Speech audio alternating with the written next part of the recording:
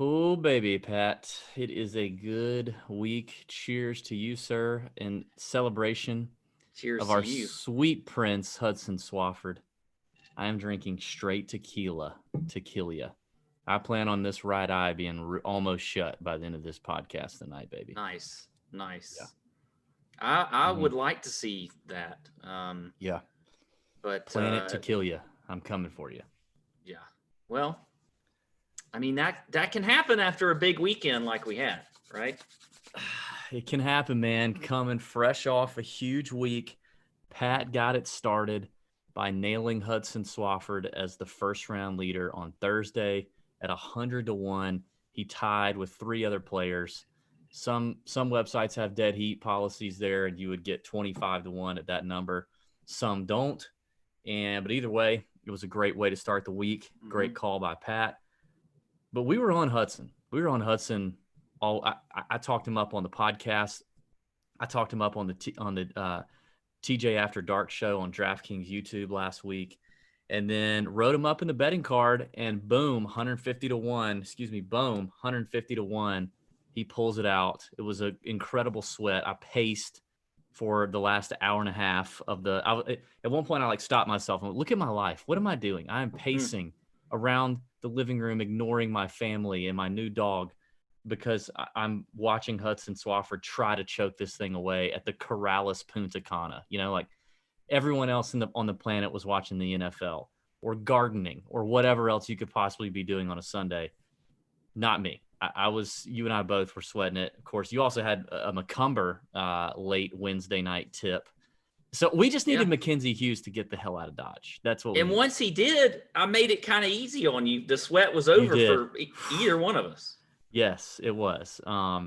So officially DB's Big Balls betting card on tourjunkies.com that is free for everyone is now up 30 units since the restart of the PGA Tour season, which I'm counting as the new season, which was technically the Safeway, then the U.S. Open, then the Corrales last week. So 3 events in, up 30 units. If you don't read the betting card, you got to read it. It's just basically it's me saying if all you were going to do is spend $50 betting on golf, here's how I would allocate your $50. And that's all. So it was a huge week for us. Love me some Hudson Swafford. And also just good to see the guy win. He's a dog. We're dogs. Good to see a bulldog journeyman, of sorts, who hasn't won in a while, get his second victory, full FedEx Cup status too. So good for him.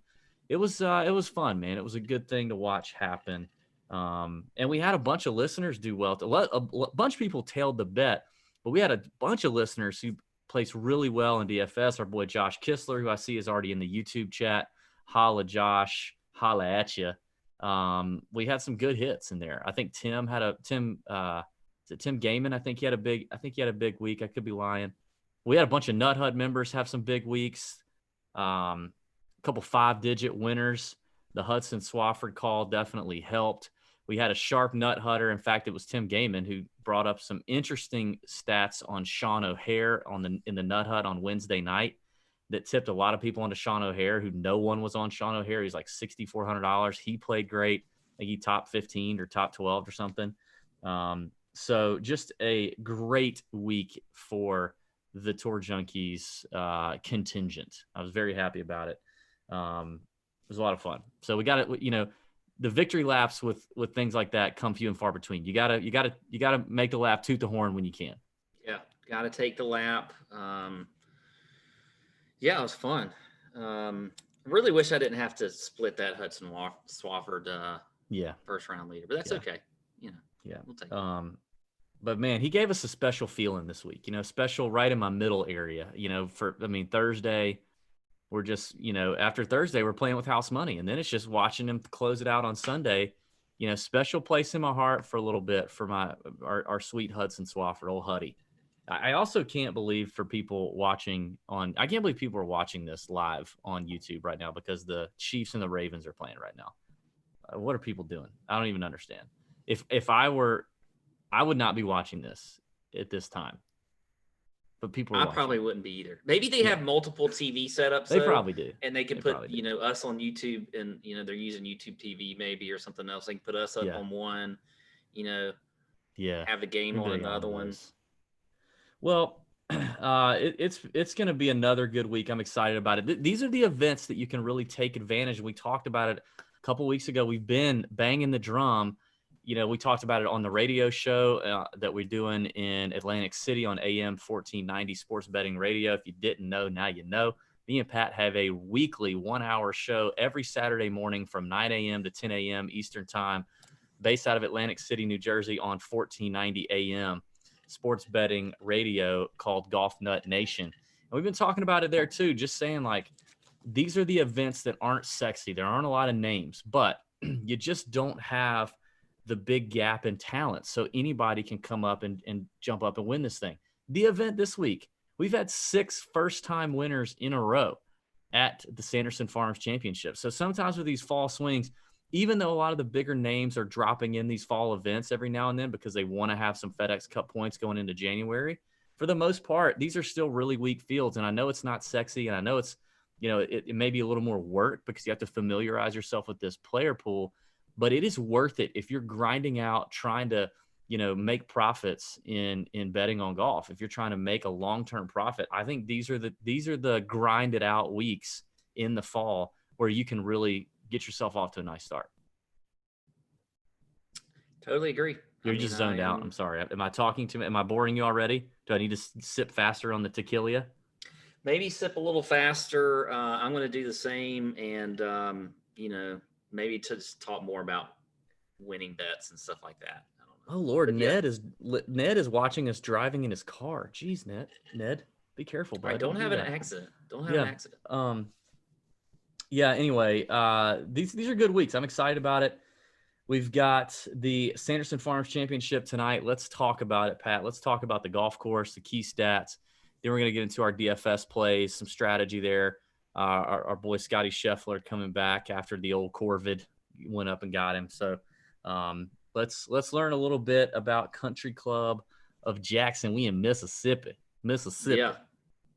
Yeah.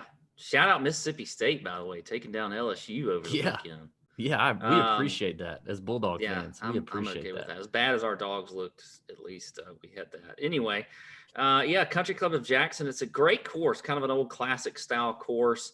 It is a par 72, playing almost 7,500 yards. We've got 144 players in the field this week. T65, as always, and ties will make the cut. The course, as I mentioned, it's kind of an old school feel, has a kind of a Donald Ross-like look to it, even though he did not design it. You've got relatively small kind of raised greens with some runoffs. That in general makes me look at strokes gained approach. You've also got Bermuda grass, tee to green. So we're back on Bermuda this week after the paspalum we had last week in Mexico. But these greens are relatively easy. I mean, there's not a whole lot of undulation. They're not going to get them very quick by tour standards, so should be pretty easy to putt on these greens. It is fairly tight though off the tee, but you've seen in the last couple years a little bit of a trend because you look at like 2015 through 2017, you had winners like Malnati, Gribble, Ryan Armour, who we call Ben Little basically Ryan Armour, Chalk Bomb Ben, because just hits fairways. He plays golf like Ryan Armour. Yeah. But the last couple of years with Cam Champ and Sebastian Munoz winning, I mean, they have just bomb and gouged this course a little bit. So the game has changed, I think, with this course. I do still want to look at the ball strikers and your guys that are accurate off the tee. But I think Cam Champ kind of gave it it's kind of like almost like let's not compare Cam to Bryson, but Cam did sort of give a little bit of a blueprint to be able to bomb your way around this course and win out here. And the key is definitely on these par fives. They're actually relatively difficult par fives by tour standards this week. And so if you're scoring well on the par fives, hence maybe having a little bit of distance, you're going to have a good shot to win this week. Typically, we see around 18 under, 19 under win, just like we saw last week. So you're definitely going to have to score. I'm looking at course history. I'm looking at form. I mentioned par 5 scoring. I think strokes gained off the tee shows well. If you look at the last couple years, the guys up in the top 10 off the tee, they were, or in the top 10 as far as the finishers, were all up there in strokes gained off the tee and also approach. So those are kind of the two main stats there that I'm looking at. I mentioned all the past champions. So there you go. That is the quick rundown, DB. Any thoughts, concerns? I had a thought while you were talking, because I'm thinking about this tequila, and I got to go. I'm getting up in the morning to do the gym thing. So I wanted to go grab my holistic CBD and get ready to recover. Are you going to put that in your tequila? Well, yeah. I mean, this is what you do. You take the holistic CBD, you pull out the little stick, and it's water soluble. You can literally put it in anything: coffee, water, alcohol, whatever. It's just a little stick of CBD, and you just pop it like boop, and then you pour it in your tequila, and then you just stir that. You just stir it up, and then you take it, and it starts working. So this will help me recover better tomorrow. But anyway, our friends at Holistic CBD you got limited time. If you want a CBD hitter, you got limited time to keep taking advantage of the promo code TJ25. Gets you 25% off anything you order on holisticwellness.com. That is holistic, HOLISTIK wellness.com. Promo code TJ25 for the 25% off. But we've been using these things. I got them for like digestion, recovery, beauty, sleep, and stress. Those are the ones. They start working very soon because they are water soluble. Just put it in any beverage. Just stir it around. Very little taste to it, so it doesn't affect really the taste of what you got going on, and it dissolves pretty quickly. Yeah, and just gets right in the old bloodstream. The recovery ones are kind of my go-to. I'm having to recover a lot from various things. Stress is one. Yeah. I like to do that like right before I'm about to play around, because I don't want to be all jittery and stuff on the first tee and on the putting green. Yeah, we need to make sure, my member guest is next week. We need to make sure that you have plenty of those stress sticks and recovery sticks on hand. You know what I mean? Yeah. You're going to need to have those. I like this. My favorite is actually the sleep ones, because sometimes, I don't know, I guess just getting old, sometimes for no reason at all, I just wake up in the middle of the night and I'm wide awake. And I'm thinking about where my birth certificate is, or what what is my prostate okay. I think about all these random things in the middle of the night. So the sleep one kind of helps me just go on and stick in the old rim. You know what I mean? Anyway, holisticwellness.com, HOLISTIK wellness.com. Promo code TJ25. It's your last chance. Get that hitter. Get that CBD hitter. All right. Pat, I don't have any other thoughts about the golf course other than I do think you mentioned kind of a changing of tides in terms of the player that can succeed here, and what Cam Champ and Sebastian Munoz proved to us the last couple of years. In fact, I even think Cam Champ is quoted as saying, he basically realized that he would just rather be in the rough and have a shorter club at this course, because the greens are receptive enough that you can do that. They're not small greens. They're not super undulating greens. So, I think he proved that, but I don't think distance I think this is the key. Distance is an advantage, as it always is. But unlike a lot of courses, I don't think it's a prerequisite. I think you can you can be a little shorter and still succeed here. I think similar to last week, this does come down to a lot of guys who are very comfortable putting on Bermuda and scrambling out of Bermuda. But I look at this and think six times in a row we've had first time winners. 6 times in a row, first time winners at this event. It can happen. And even though we're getting a little bit better field this week, I still don't see it much different than I did last week, where there's just not a huge gap, between the top tier and down below. So especially in terms of betting, I'm going to be living again in that mid-range to long range. I just think anybody could come up and play well here in this 19-20 under event. But I'm definitely leaning distance, leaning Bermuda specialist. Scorers, obviously ownership's going to be a thing. We'll talk some lineup strategy and structure here in a second. But so I think that's it for me. I think that's it for me in terms of the course. You ready to get this going? Yeah, let's go. All right, let's talk DFS picks in the 10K and above range. Sorry, 9K and above range. We're going to give you 3 tournament plays, a cash play, and a fade. I'll start here. Scotty Scheffler starts it up top at 11.4. Pretty, significant boost in price over the next man down, which is Louis Oosthuizen, who has withdrawn. Louis Oosthuizen, as of Monday afternoon, has withdrawn. So, Thank you for letting me know that. Yes, you're welcome. Scotty Scheffler, pretty high priced. We haven't seen him since before the U.S. Open because he did test positive for COVID, but he's just been playing outstanding. And he's played here twice, a couple of good finishes here. One thing to think about too that I was thinking through is like, and I think you see it with some of the first time winners like Gribble, Cam Champ. We've seen in the past that Korn Ferry graduates, which this is a weird year, but Korn Ferry graduates can come up and play really well here. This is not much different than a really good Korn Ferry field.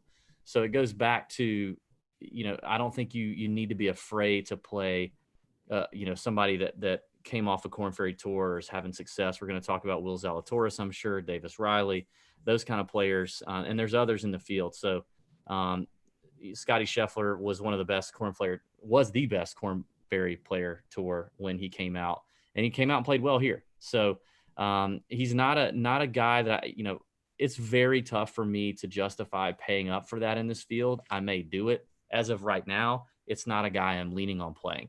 I am going to go down to Sung J M though. I really like Sung J here. Runner up, lost in the playoff here, I believe, last year to Sebastian Munoz. Sung J comes in at 10.5.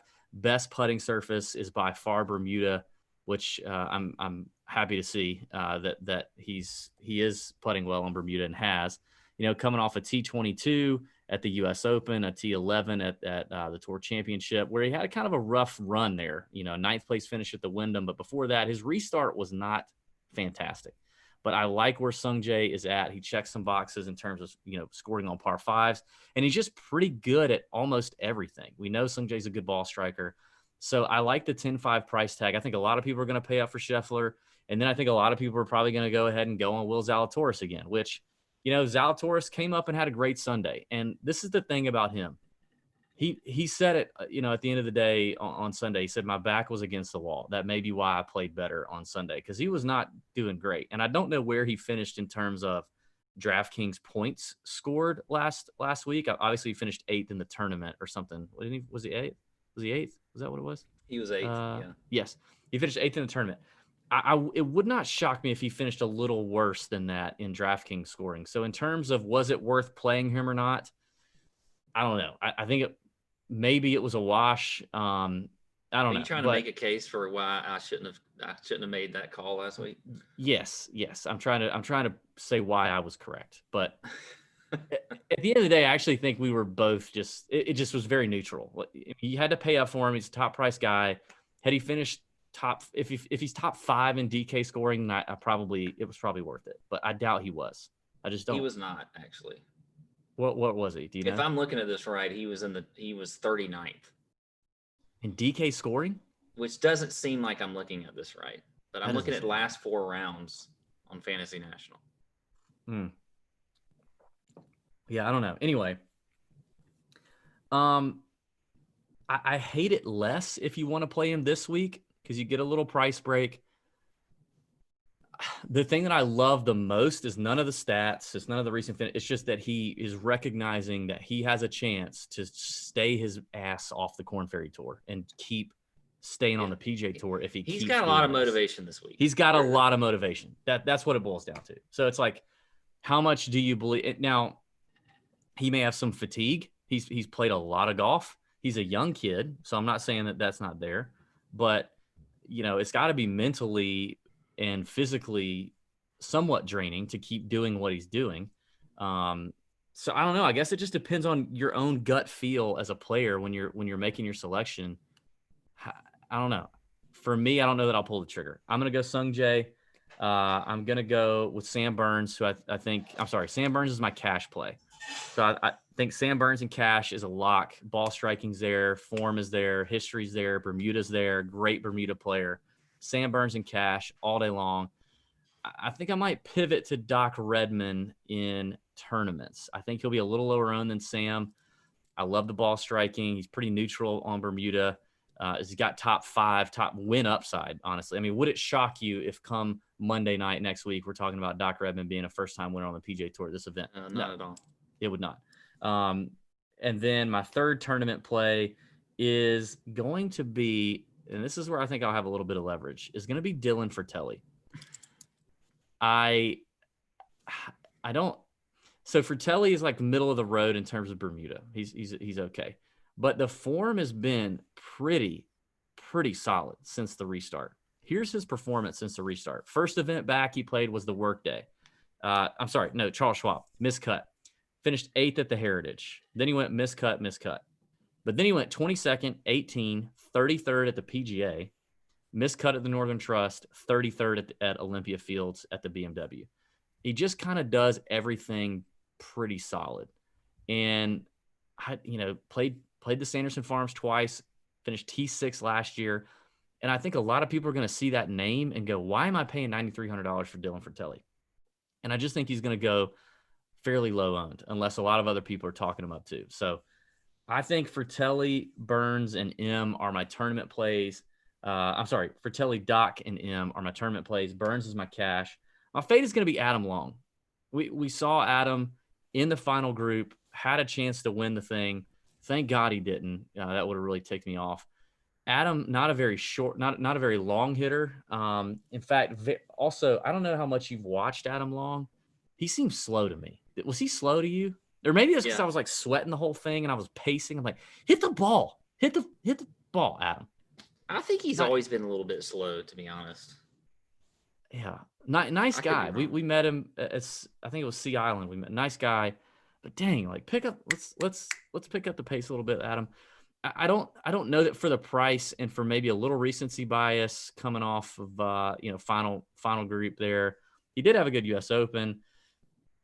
I don't know. I don't love the Adam Long. I don't love the Adam Long price. I don't love the Adam Long upside. I don't see him as much as a scorer. He's pretty benign, actually, like bottom half in like greens and regulation and strokes gained on par fives and driving distance. He really only checks a box like irons, approach play. He's pretty good there. He's not a standout in Bermuda. So I just think I'm going to pass on Adam Long. Wow. Okay. Well, this is going to be very short for me in this range because, as we mention all the time, we do not talk about our picks, but they are very, very similar this week. M was my top play over 10K. So for all the reasons that you said, I had Sam Burns as a GPP play, but I could see playing him in cash as well. I like him either way. I think he's going to be I think he may be top 3 most popular players. So if you want to eat that chalk, eat it. Yeah, I'm fine with that. But so I do like Sam Burns. I was not really on him last week. I thought that and he didn't really, I wouldn't say he returned back. Where was he, like T21 last week? T28?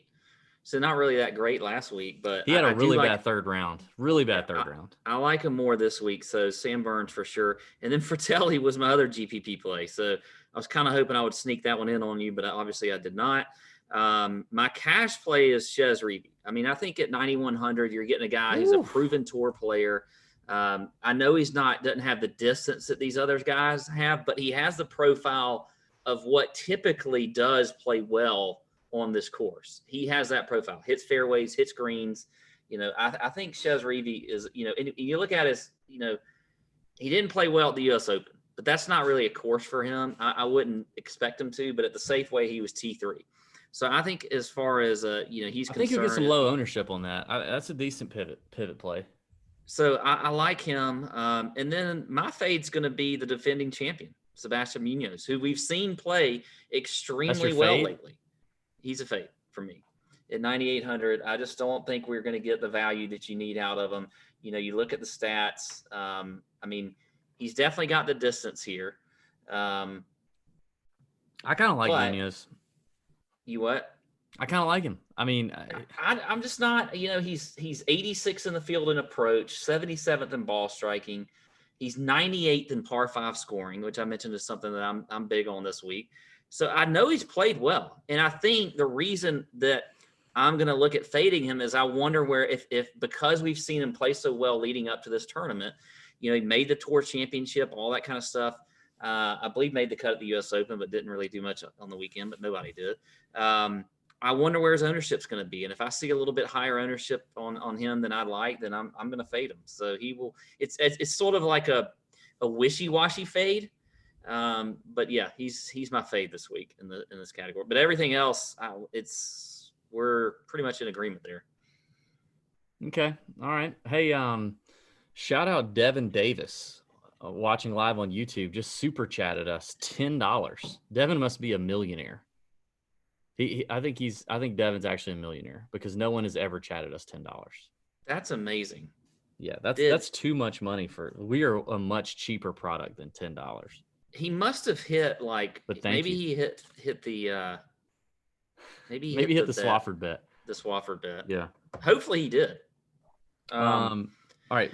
Why don't you hit us? I love the 8K range. But why don't you? We only got 11 guys here, so it is a little bit harder to choose if you're doing what we do and kind of drilling it down. But David, who do you think I'm going to start with in the 8K range at 80? Well, I'm not even going to give you the price. Okay. You are going to start with Bud Cowley. Bud Cowley at 8,700. Wish it was a little bit cheaper than that, but look, the stats check out. He's second around the green, checks the box off the tee. He's top 40 in approach. He's 12th in proximity, checks the box in par 5 scoring. I like some Bud Cowley this week. We've seen him play, pretty well this year. Looking at, he was top 15 at the Safeway Open. Let me pull the course history here. No really course history here, but I don't care about that. I like Bud Cowley. I'm a big fan of Bud Cowley, so I'm going to play him this week at 8,700. I think he's going to have. He's a Bermuda guy for sure. He and I think thrives he's in going to have Bermuda. low ownership. He always does. So I will play him. Another guy that I like this week, down kind of near the bottom at 8,100, finished T28 here last year, which is Cam Davis. Oh, give me all, lather me up in Cam Davis this week. Just put it all on me. This is a turn on some John Legend. I will just soak up in the Cam Davis. You knew I was going to love Cam Davis this week. Give me 8,100 Cam Davis. I mean, okay, play the name game with me here, Pat. We don't do this often. Play the name game. Give me Cam Davis, or you pick another name higher than Cam Davis, and I will tell you if I want Cam Davis or that other name. Okay, Cam Davis, or do you want me to stay in the 8K range, or even I can go. The sky's the limit. Okay, Cam Davis or Corey Connors. Cam Davis. Cam Davis or your boy Luke List. Cam Davis. Cam Davis or Will Zalatoris. Cam Davis. Cam Davis or Scotty Scheffler. I'd go Scheffler there. I'm answering this just head to head, not anything to do with DraftKings, just head to head. I think the only two people head to head I like better than Cam Davis out of the entire field, maybe three people would be Scheffler, M, and Sam Burns. That's it. Mm-hmm. Freaking love Cam Davis. There's a lot of reasons to love him. He's been playing extremely well lately, and he checks literally all the boxes that you want this week. He's 14th in the field off the tee, checks the box in approach, ball striking. He's 6th in par 5 scoring. I mean, literally anything you really want from a player this week, Cam Davis is that guy. So I think he is a fantastic play. I like him in GPPs. I mean, honestly, so our buddy, on the YouTubes, he says this show was brought to you by Cam Davis. You know what? We'll go ahead and do that. Actually, thank you guys for watching, listening. This show is brought to you by Cam Davis. You need to make sure you follow at Cam Davis Golf and tell him that the Tour Junkies sent you. And thanks for tell him, send him a tweet and tell him thanks for sponsoring the Tour Junkies podcast. It's That's at a good Cam idea. Davis Golf on Twitter, or on Instagram. He's Cam_Davis77, which is a terrible. We need to work on his handle situation, but Cam_Davis77 on Instagram. But either way, reach out to Cam and tell him thanks for sponsoring the Tour Junkies podcast. Yeah. So for cash, I'd probably go Cam Davis too. I mean, I think I like Bud Colley in cash, but I think for Cam Davis is just across the board. I just love him in this range. My fade's going to be Siwoo. Siwoo! I think he's going to check some boxes for you, and I'm doing this for you, the listener, because I never get Siwoo right. So I'm going to fade him this week, and you probably should play him, and you might win money, and I'll lose money, but it'd be my fault. But Bermuda grass is by far his worst surface to putt on. T61 here last year, missed the cut in 2016.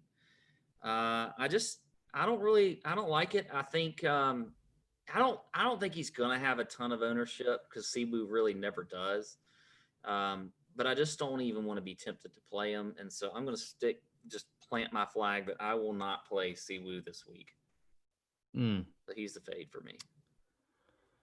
Okay, well, I guess I'll start at the controversial spot, and that is my tournament play. One of my tournament plays in this range would be Mr. Siwoo Kim. Love the win equity that I get with Siwoo here. Now, he does suck on Bermuda when you look at the stats. However, he won at the Players' Championship on Bermuda. He should have won the Wyndham back in August, and I'm pretty sure the Wyndham is Bermuda. I could be wrong. Maybe I'm wrong. Wait, I thought the Wyndham was bent. It may be bent. Let me look real quick. Because don't they play? Isn't that at Sedgefield? Nope, they're Bermuda. Okay. It is at Sedgefield. Should have won there.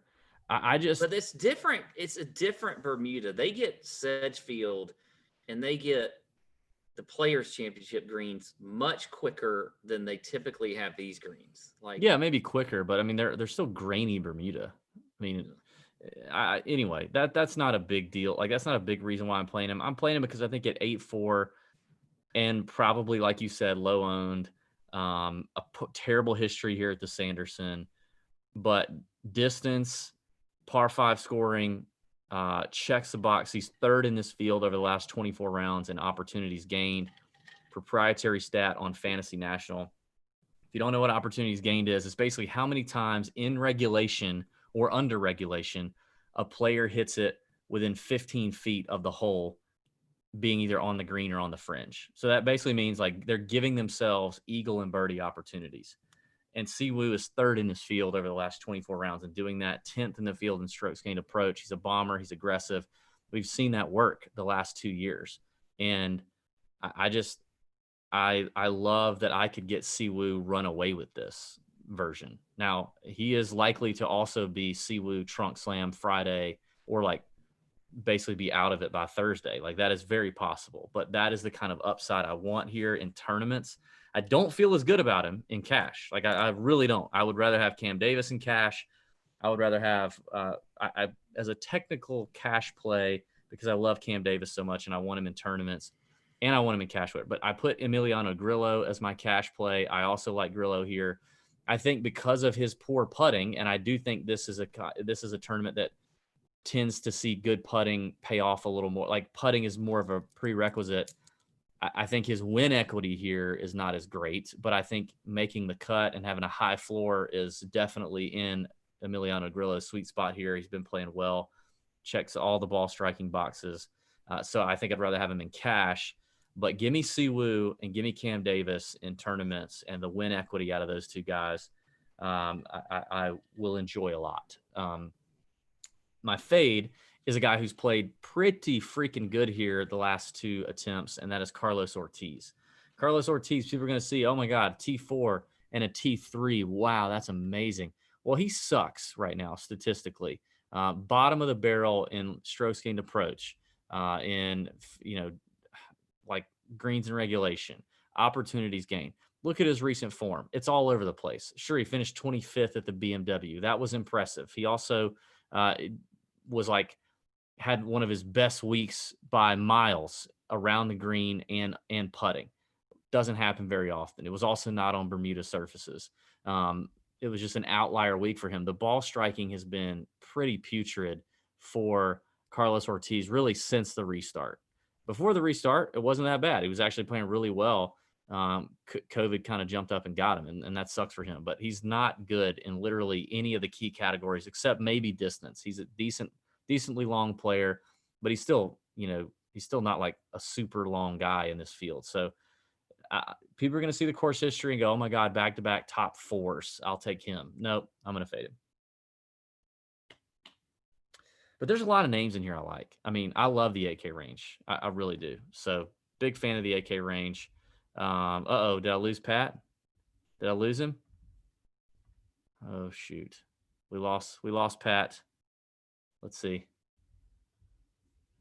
What? Pat. Pat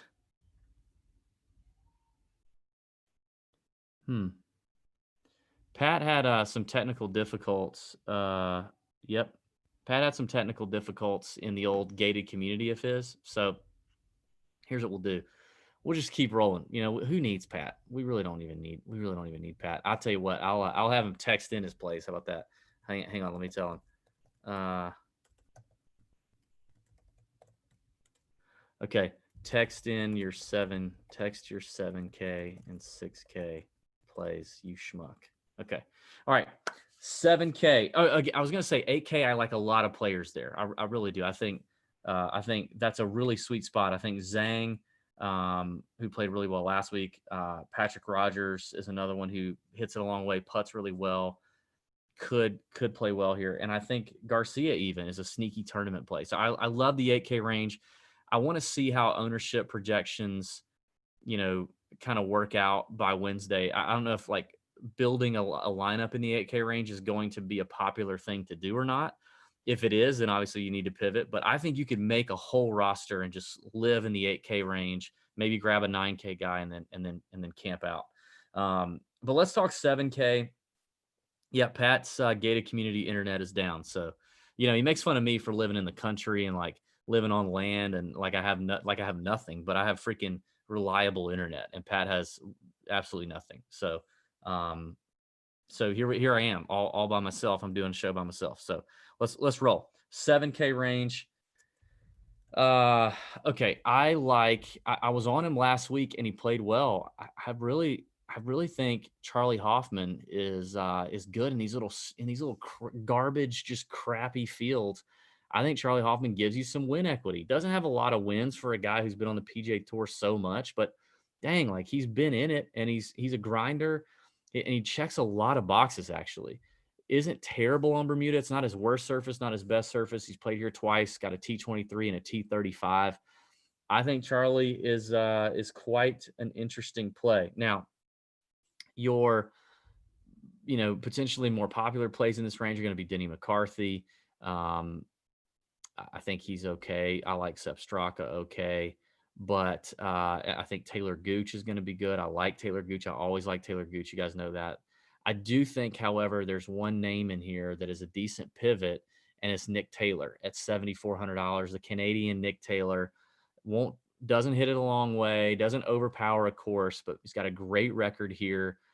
He got his first victory here years ago, and he's just a reliable player. And at 7.4, he gives you, I think, a pretty good chance of getting a guy through a cut is what I think you're going to get. There's a lot of good names here in the 7K. I mean, I don't think anything's wrong with Hudson Swafford right now.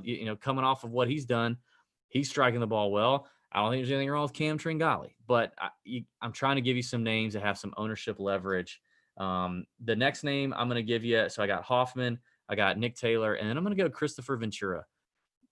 Long hitter, pretty good putter in a limited sample size, putts pretty well on Bermuda.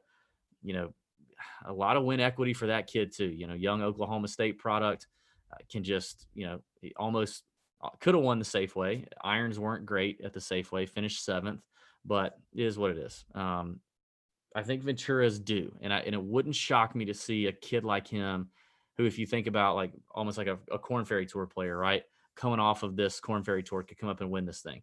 But he's a good player. He's a legitimate player, and I think he's going to be around for a minute. My cash play in the 7K is Hoffman.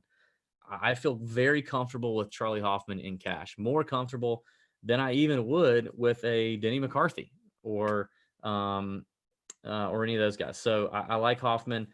My fade is going to be the old putrid veteran, veteran. The tequila's getting here, Brandt Snedeker. You know, this should be a place that Snedeker does great. Bermuda through and through, putting required, all that. Played it for the first time last year. Didn't do bad. T45. But I mean, he just sucks right now. He absolutely sucks right now.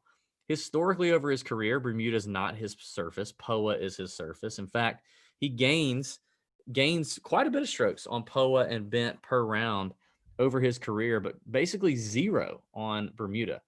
We have not seen Snedeker have a top 25 finish since February at the WGC Mexico, and that was a limited field event.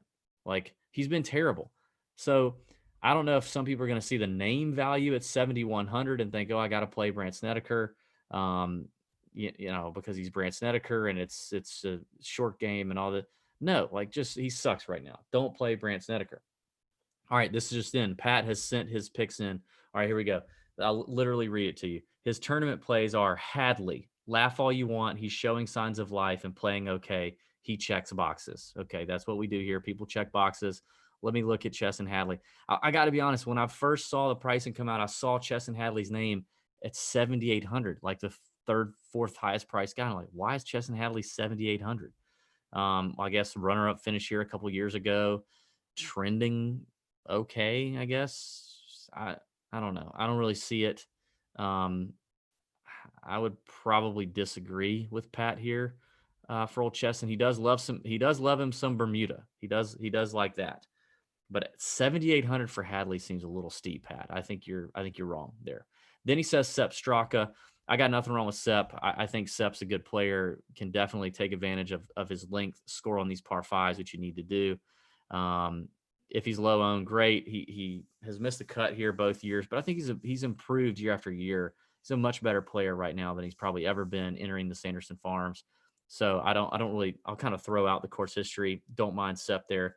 And another name that he's mentioned that I also don't mind. I mean, the form is definitely there, and that's Cameron Percy.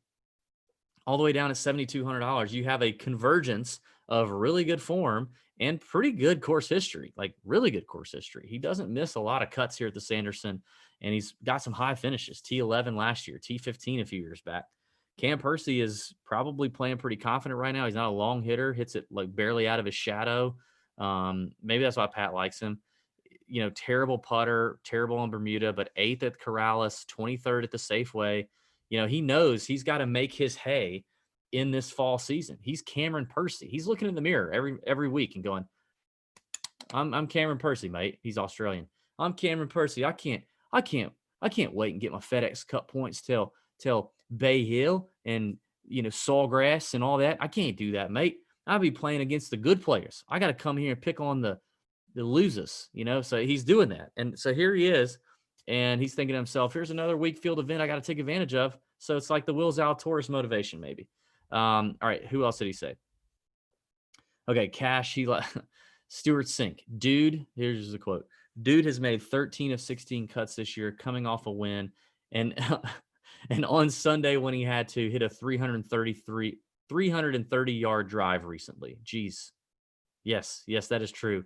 Sink did hit a shockingly long ball on 18 to snatch from my clutches the 100-1 Harry Higgs bet at the Safeway. So F you, Stuart Sink. I will not be cheering for you.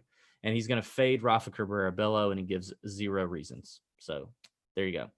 That's Pat's 7K breakdown. 6K. A lot of great names in the 6K here. You could definitely make a case for studs and duds if you want to go up and play Scotty Scheffler, if you want to grab Sung Jae, Willie Z. You can do that. I think I prefer to land on, like, maybe pick 2 names in the 6K and just stick with it. I don't want to have a ton of exposure to some of these guys, or I don't want to be like all over the place with some of them. I think there are some that stand above the rest here. I had a feeling about him last week, and he played pretty well, all things considered. Let me find him. Where is he? I didn't think he was that cheap. Hang on. Here he is. Okay, Patton Kizzire finished 41st at the Corrales. Okay, not great. Patton's a great putter. Ball striking has been okay in the last 24 rounds. Actually, checks about top 15 in strokes gained par 5.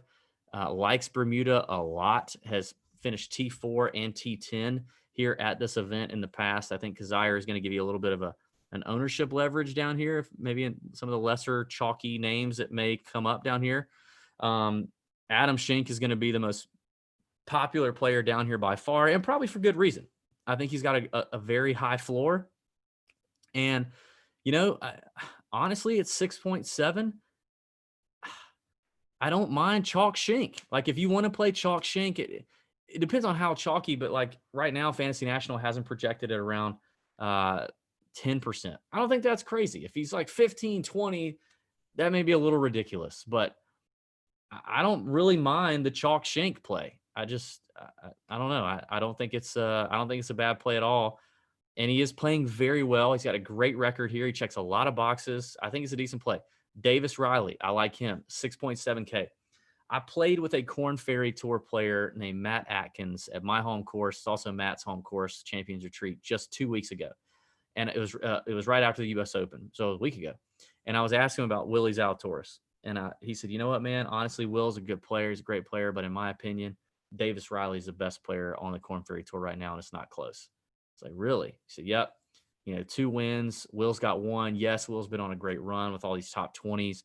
But he said Davis Riley is as good as anybody on the Korn Ferry Tour right now. Book it. Then I talked to another guy on the Korn Ferry Tour. I won't say his name because he's kind of close to both these guys. I said, who's better, Will Zalatoris or Davis Riley long term? He said, Davis Riley. It's very interesting because you have Will Zalatoris at $10,200. I just gave you 2 peers that watch these guys play week in and week out that say Davis Riley is better at 6.7.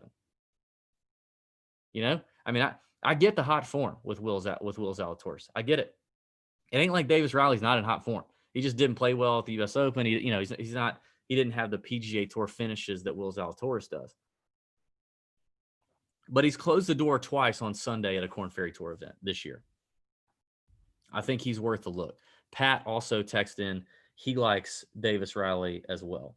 My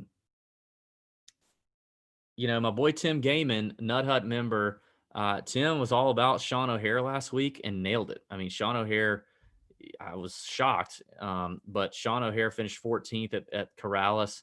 He has a horrible record here, but I don't know what it is, but he saw something. So he does hit it, hits it a decent long way, putts okay, 6,500. I don't think I'll have him, but Tim Gaiman would probably be like, hey, you need to play this dude. I like Nick Watney as a low priced, decent floor, make a cut kind of guy. He checks a lot of boxes, ball striking wise, and actually puts better on Bermuda than any other surface for a West Coast guy. That's kind of crazy for Watney. And then if you want to go really low, I talked him up last week. I can't remember where I talked him up. If it was on the show and or the Nut Hut. I don't know where it was. But he had a good week, and that's Martin Laird. I think he's $6,100. Where's Martin Laird? I mean, that's like very, very, very, very cheap. Where is Laird? Party Marty, I think, is what our boy Pat Mayo calls him. Yeah, $6,100. He's only made 1 cut here out of 4 tries, but it was a T7. Oh no, he didn't play that great. He finished 65th. I don't know what that was about. Anyway, why did I think he played? Well, I guess I was just thrilled to death he made the cut. So, all right. So yeah, Martin Laird is a decent little play if you want to go super cheap at 6,500. You could play him. Oh, guess what? Pat is arriving back into the old podcast here. Pat, are you there? Are you with us? I'm here. Can you hear me? Yes, we can hear you. Fantastic. Okay. Wow, the old internet. The old internet. You make fun of me living in the country, but my internet's reliable. Anyway, where were you? I'm done. We're done with the 6K range. We're moving on. I gave the people your picks. A lot of people snickered. A lot of people said you were crazy.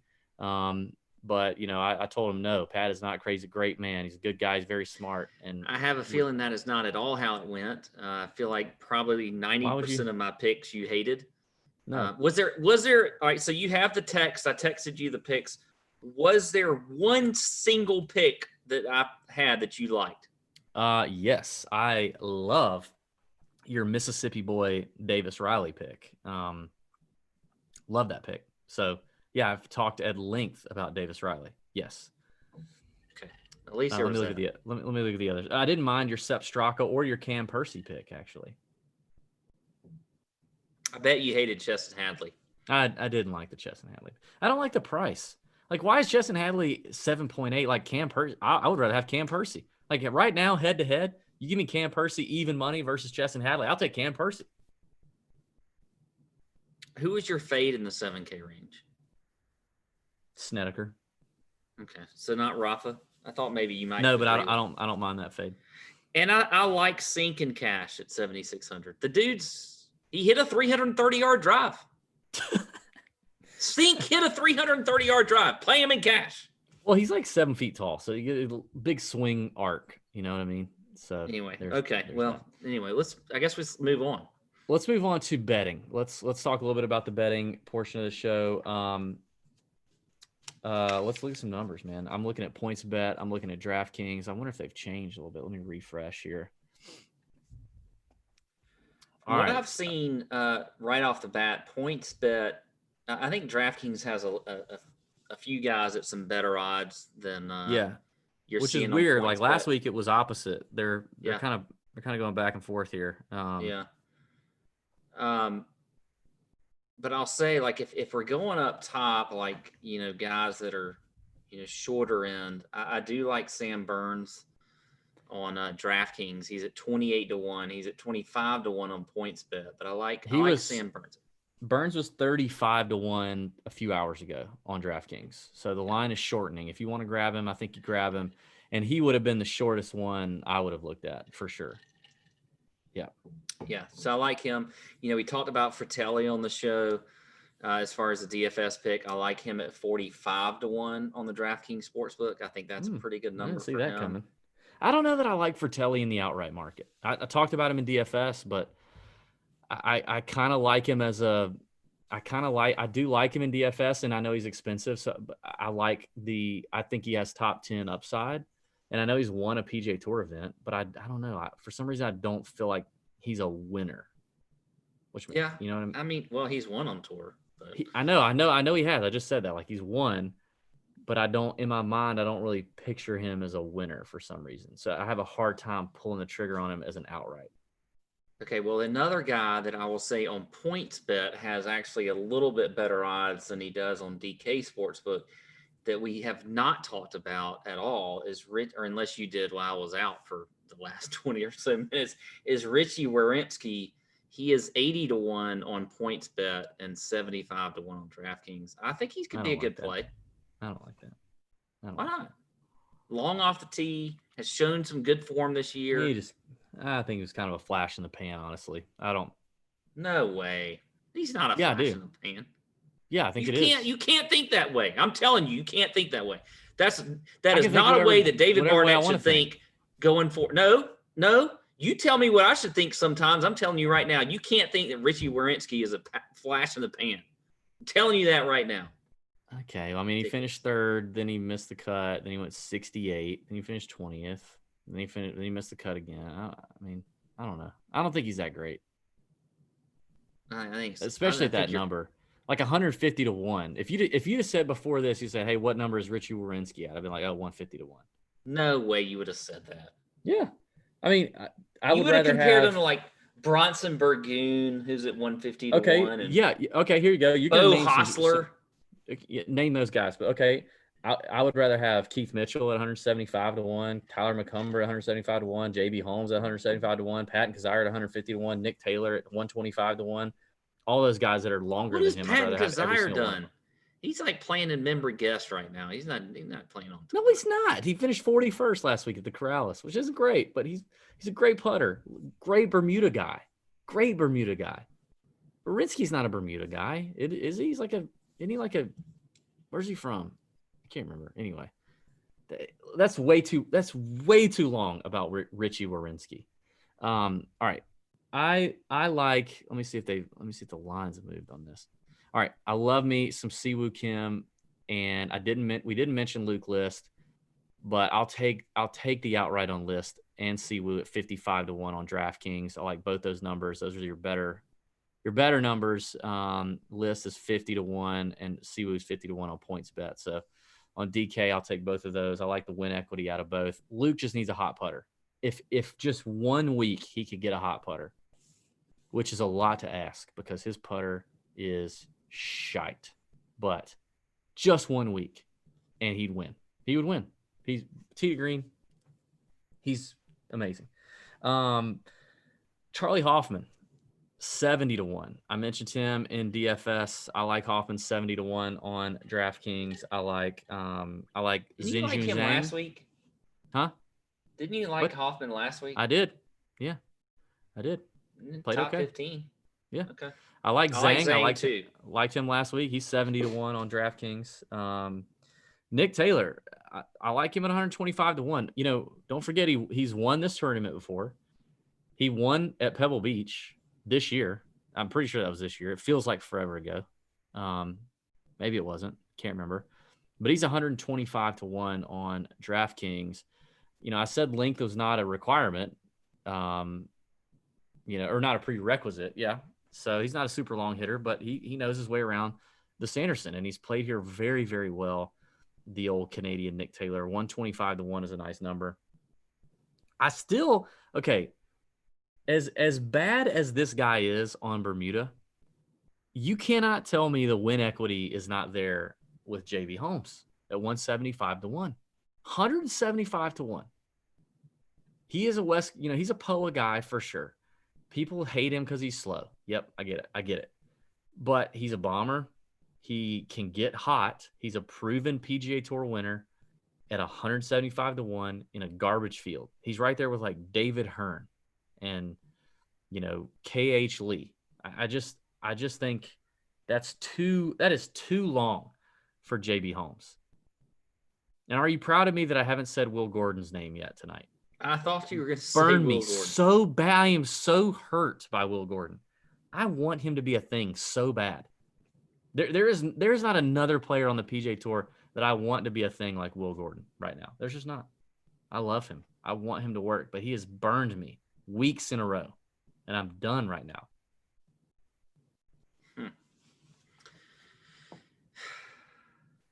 I forgot to mention Cam Davis. Oh my God, what are we doing? Is this even a show if we're not mentioning Cam Davis at 66 to 1?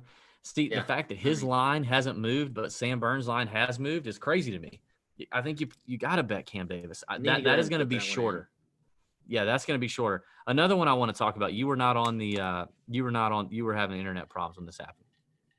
I told this story, and I think this is key for people that maybe just watched the sportsbook segment on YouTube. And I'll make this quick. I talked to 2 Korn Ferry Tour players in the last 10 days. 2 players on the Korn Ferry Tour. And I said, who's better, Will Zalatoris or Davis Riley? Both of them said Davis Riley. This is in the last 10 days. Both of them. Even with all of Will's recent success, the U.S. Open and all that, they both said Davis Riley. Let's just say, worst case scenario, they're wrong, even though they watch these 2 guys play every week, and Will is slightly better than Davis Riley. Davis Riley is 175 to 1. Will Zalatoris is 22 to 1 to win this golf tournament. We talked about this at the top of the show. This is a tournament where typically in a normal year, you have Korn Ferry Tour graduates come out, and this is one of the first events they play, and plenty of them compete and win. Like, the fact that Riley is 175 to 1 and Zalatoris is 22 to 1, and I just talked to 2 of their peers that watch them play and know what it takes to compete at that level, and they both said they would take Davis Riley over Will Zalatoris. I think, Zalatoris has come closer, and that experience may help him close the door on a PGA Tour victory sooner than Davis Riley at some point. But at some point, we're going to see things level out, I think, with these two. So just in case Riley pops off, I think throwing a little bit of jingle jangle on Mr. Davis Riley is not a bad move. And it is home in his home state of Mississippi might be a great idea at 175-1. I don't mind it at all. I like that play. I mean, and you can I'm even, sure, maybe the win equity isn't a thing, but he's 16-1 as a top 10. Maybe you look at him at a top 10. Any other bets for you? Outrights? No, I think that's about it. I do. Let's see. I probably will have some in the, we get asked a good bit in the Nut Hut on Wednesday about some of our first round leader bets and some of our some guys that we've come on later in the week. Another reason to join the Nut Hut because we come up with some of those, and Swafford was probably one I may have mentioned as first round leader. But anyway, so we get asked a good bit in the Nut Hut about some of those type bets. So I'll probably have some of those on Wednesday night. But right now, that is all I got.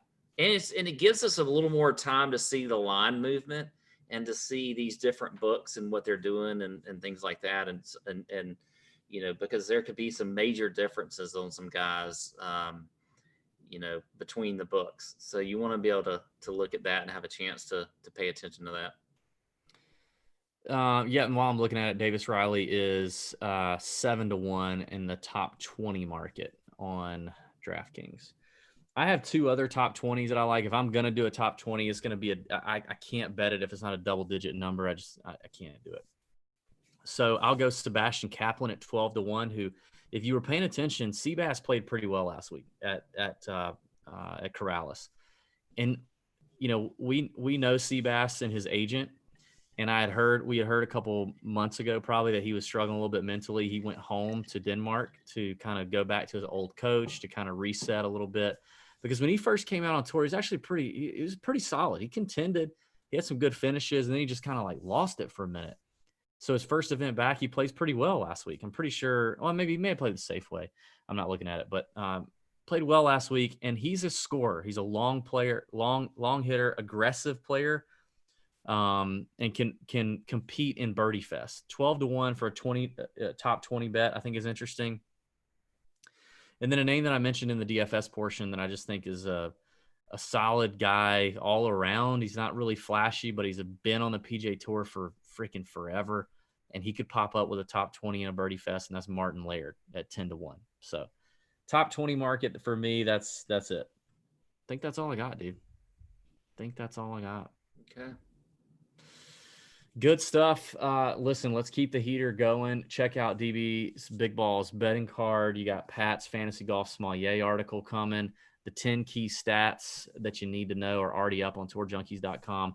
All the write-ups are free on tourjunkies.com. Check them out. They'll hit on Tuesday and Wednesday. We'd love for you to join us in the Nut Hut. If you're not already a member, it's $10 a month. Super easy. We're not the only people in there that give advice. We've got some really sharp listeners that are very engaged, that are in there all the time.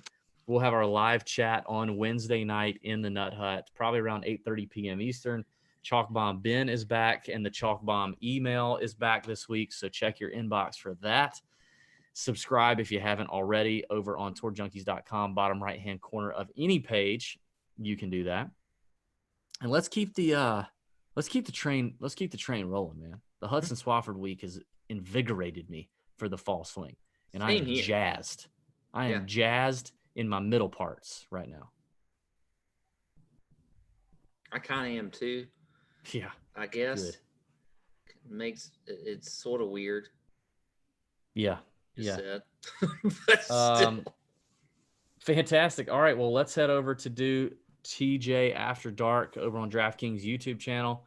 Thanks everybody for listening. Thanks for supporting the Tour Junkies despite it being football season. We know it's tough. We hear it all the time. Hey guys, love you, but I'll see you in January. It's February. It's football season. Okay, we get it. If that's not you, we appreciate it. You're the diehards that we love, the golf addicts. That's what it's about. Thank you guys. May your screens be green. Have a great week. See you. Oh!